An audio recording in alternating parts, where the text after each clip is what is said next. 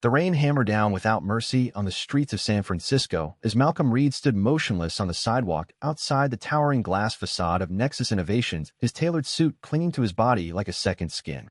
Only 60 seconds ago, the board had made the decision to lock him out in this public humiliation after rumors of his sexuality had surfaced in a leaked memo from the vice president.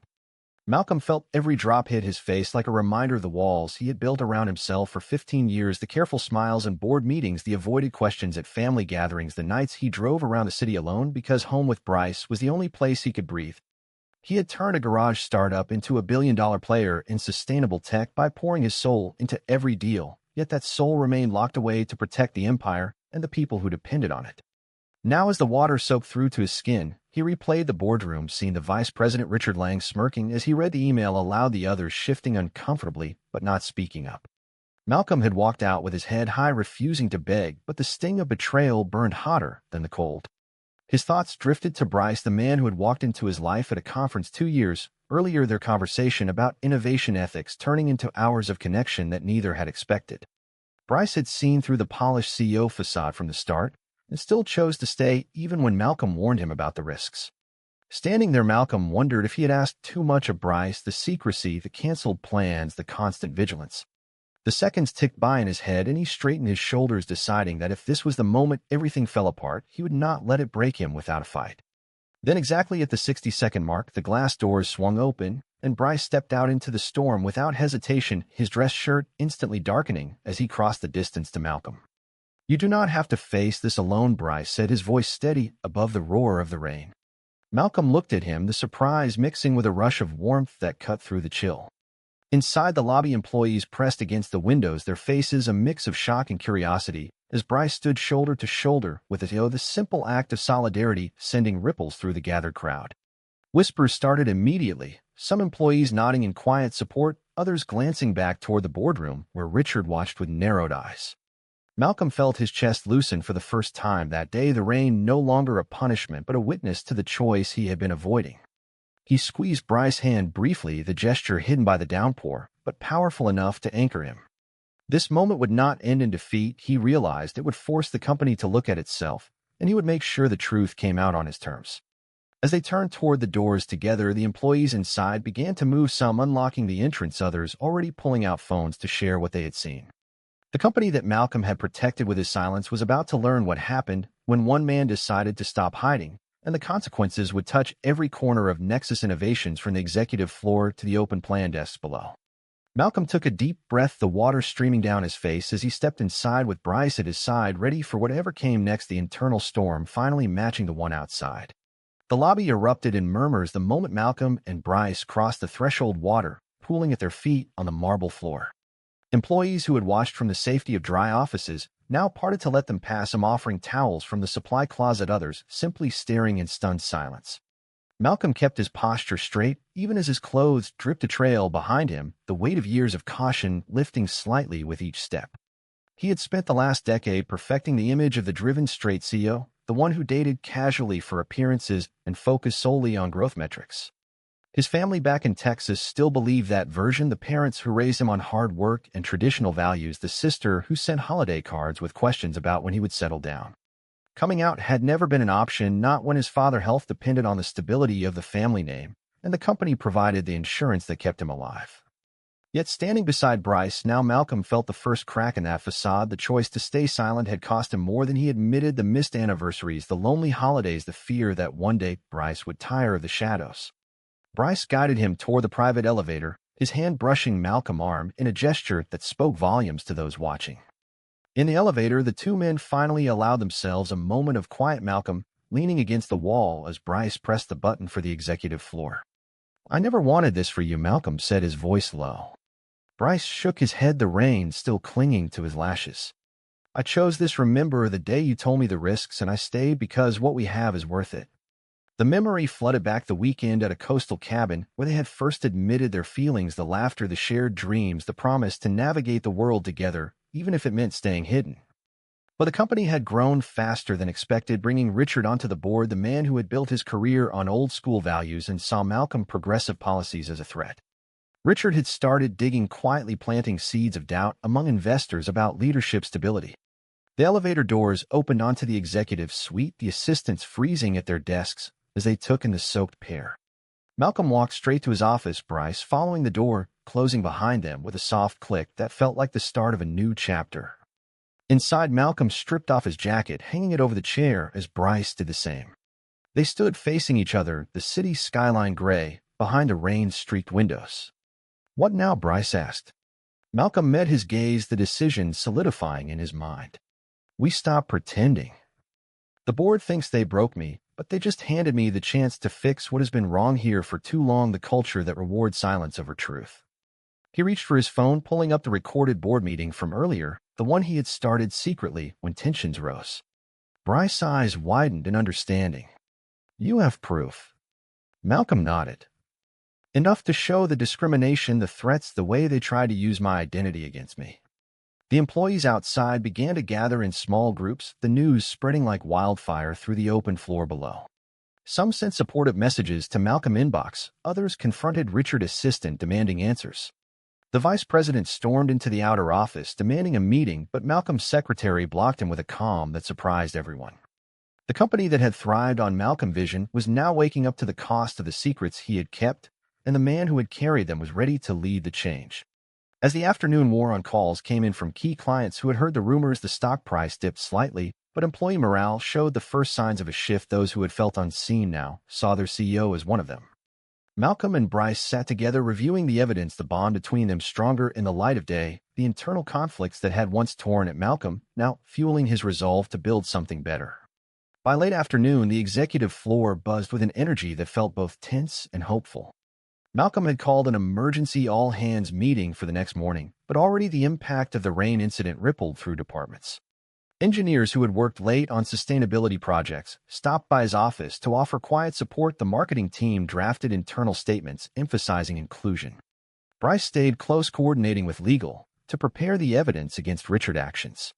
Malcolm's mind kept returning to the early days when he first hired Bryce, the talented innovator whose ideas had transformed their product line. Their relationship had begun as professional respect turning personal over shared late-night strategy sessions where conversations drifted from market trends to personal dreams. Bryce had grown up in a more accepting family in California, his parents proud of his work and open about his life. That difference had been both a bridge and a challenge, Bryce pushing gently for Malcolm to open up while understanding the weight of the Texas roots that shaped him. The family visits had been the hardest, Malcolm flying home alone for holidays, playing the role of the successful single son, while Bryce waited in San Francisco. One Thanksgiving, the questions from his mother about grandkids had left Malcolm silent for days afterward, the guilt compounding the isolation. Now with the truth out in the open, Malcolm realized how much he had sacrificed not just for the company, but for the illusion of control. In the office, Bryce reviewed documents, his brow furrowed in concentration, the same focus that had first drawn Malcolm to him. "You know, this could cost us investors," Bryce said, looking up. Malcolm crossed the room, placing a hand on his shoulder. "It might, but staying hidden was costing us more: the trust of our people, the integrity of our mission." They talked for hours, mapping out the changes Malcolm wanted: diversity training, new policies for LGBTQ employees, open leadership. The conversation turned personal, Bryce sharing his own fears of losing Malcolm to the pressure, the times he had doubted if their love could survive the secrecy. Malcolm listened, the understanding deepening, the bond they had built in private now extending into the light. Outside, the rain eased to a drizzle, the city lights beginning to glow as evening settled. A knock at the door brought Richard uninvited, his face flushed with anger. "This stunt will ruin everything," he spat. Malcolm stood tall, the evidence on his screen ready. "Your actions today show the company exactly what kind of leadership we do not need." Richard left with threats, but the damage was done. Employees had overheard, and the support for Malcolm grew. That night, Malcolm and Bryce left the office together, walking to the car in the damp air, the simple act feeling revolutionary. At home in their apartment overlooking the bay, they cooked dinner, the routine familiar, yet transformed by the day events. Malcolm called his sister, the first step toward family honesty, her response a mix of surprise and quiet pride. The conversation left him drained but hopeful, the internal crisis that had defined his life now giving way to possibility. The company watched and waited, the unexpected outcome of the rain moment unfolding as employees began to speak up about their own experiences, the culture shifting one conversation at a time. The morning all-hands meeting filled the auditorium with an electric atmosphere, employees filing in early to secure seats. Malcolm stood at the front, Bryce beside him, the two men dry and composed in fresh suits, the contrast to the previous day stark. He began with the facts: the board decision, the rain, the evidence of discrimination, the choice to lead differently. The room listened, the silence broken only by occasional nods or murmurs of agreement. Richard sat in the back, his arms crossed, but the power had shifted. The majority of the board, already informed by Malcolm overnight calls, now supported reform. Malcolm outlined a new direction: mandatory training, inclusive hiring practices, public commitment to equality, his voice steady as he spoke of his own journey, the cost of hiding the freedom and truth. Bryce added his perspective: the innovation that came from diverse teams, the personal side of building a life with integrity. The applause that followed was genuine, the company embracing the change that the 60-second stand had sparked. In the weeks that followed, the transformation accelerated. Stock prices recovered as investors saw the value in authentic leadership. New talent flocked to the open culture. Malcolm faced challenges, the old guard resisting, but he met each with patience and data showing the benefits. His relationship with Bryce deepened, the secrecy replaced by shared public moments, the small things like lunch together in the cafeteria carrying new meaning. Family communication increased, his parents shocked at first, but his sister advocacy helped bridge the gap. A planned visit loomed as the next test. Internally, Malcolm processed the growth, the man who had stood in the rain, no longer afraid of visibility, the decisions that once paralyzed him now clear. Betrayals surfaced, a few employees who had sided with Richard left voluntarily, but the core team strengthened, the friendships forged and the crisis lasting. Malcolm and Bryce took a weekend away, the first open trip together, the drive up the coast filled with laughter and plans, the ocean air washing away the last remnants of doubt. Back at work, the company celebrated its first diversity event, Malcolm speaking openly about his story, the audience moved by the honesty. The psychological weight that had burdened him lifted, replaced by purpose, the leadership he offered now rooted in empathy. As months passed, the firm expanded its impact, launching initiatives that aligned with their values, the unexpected result of that rainy day becoming a foundation for success. Malcolm reflected often on the choices, the sacrifices that led to this point, the love that sustained him, the awakening that changed everything. The family visit to Texas tested every lesson Malcolm had learned, the flight filled with quiet conversations between him and Bryce about expectations and boundaries. His parent home in the suburbs welcomed them with cautious warmth, the dinner table set for four, the air thick with unspoken questions. Malcolm introduced Bryce as his partner, the words hanging in the room before his father cleared his throat and asked about work instead. The evening unfolded in layers, the initial discomfort giving way to stories of Malcolm's childhood, the pride in his achievements mixing with confusion over his choices. His mother hugged Bryce at the end, a small gesture that carried hope, the sister mediating with gentle humor. The confrontation Malcolm had feared became a dialogue, the raw emotions surfacing but not destroying the bonds. Back in San Francisco, the company continued its evolution, the board fully aligned after Richard's departure, the new policies in place, the team thriving.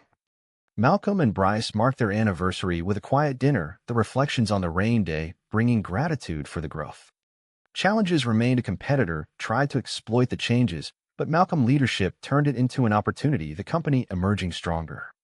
Internal misunderstandings arose, a project delay blamed on the new culture, but open meetings resolved it, the trust built proving resilient. Malcolm's personal growth showed in his decisions, mentoring young employees, sharing his story, the once private man now a beacon. Bryce's support remained constant, their relationship evolving into a partnership of equals, the love deepened by the trials. The firm announced record profits, tied to the inclusive shift, investors praising the vision. As the year turned, Malcolm stood on the rooftop terrace with Bryce, the city lights below, the Golden Gate visible in the distance, the moment echoing the memorable stands they had taken together. The journey from secrecy to strength had reshaped not only their lives, but the lives of hundreds at Nexus, the consequences of that 60-second decision rippling outward in ways they could never have predicted. The following months brought further consolidation, the company culture, now a model for the industry, media requests pouring in for Malcolm's story. He accepted a few interviews, speaking honestly about the internal conflicts, the pressure of societal expectations, the power of vulnerability. Bryce joined some, the couple presenting a united front, the public image natural and inspiring. Family ties strengthened with regular calls as parents visiting San Francisco, the acceptance growing through time and shared meals. At work, promotions went to deserving team members regardless of background, the diversity initiatives yielding innovative breakthroughs. A minor betrayal from a former ally surfaced, but Malcolm handled it with the same resolve he had shown in the rain, the psychological resilience hard-earned.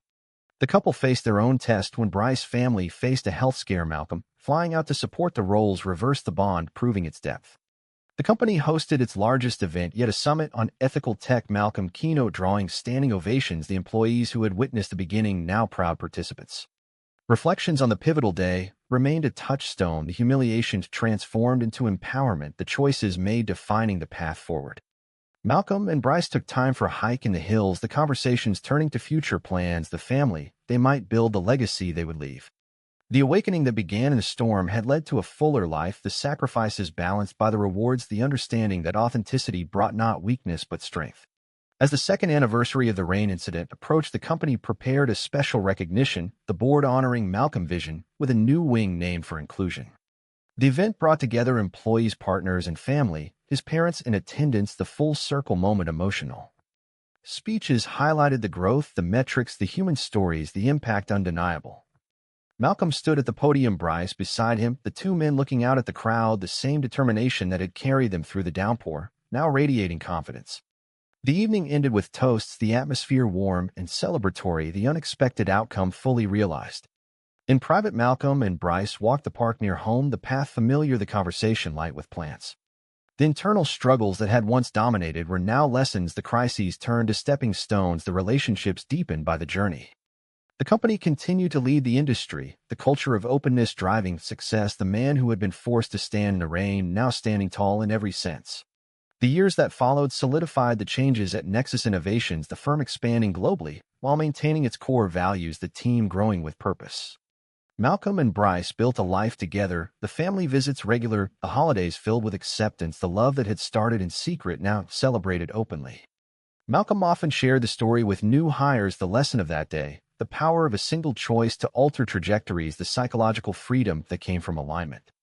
The company thrived, the initial shock of the revelation becoming the catalyst for innovation and loyalty, the employees who had watched from the windows now leaders in their own right.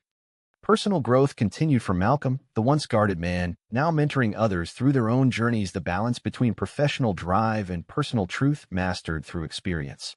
Bryce remained his anchor, the partnership a model of mutual respect and support, the sacrifices of the past replaced by shared victories. As they marked another milestone together, the memories of the rain that bore the company reaction served as a reminder of how far they had come, the consequences far-reaching and positive. The entire arc from crisis to triumph illustrated the depth of human resilience, the importance of relationships, the impact of decisions made in moments of pressure. True or false? Hiding your true self ultimately protects you more than revealing it in a hostile world?